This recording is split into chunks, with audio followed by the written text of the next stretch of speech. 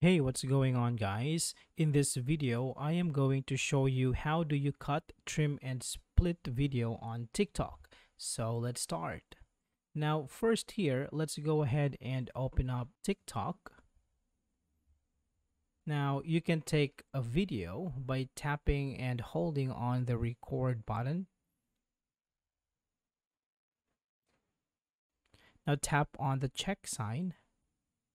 And in the upper right corner, there is a button that says Edit. Let's tap on it. Now here, you can tap and drag the video on the track from the right to the left. And if you want to cut, trim, or split this video, you can tap on it.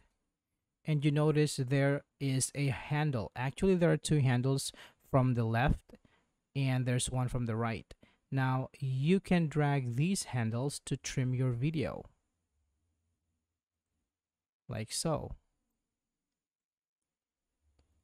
Now, if you want to split your video, you can drag to the time and here tap on split. Now you have two separate videos. So that's it for this video, guys. I hope this is helpful for you.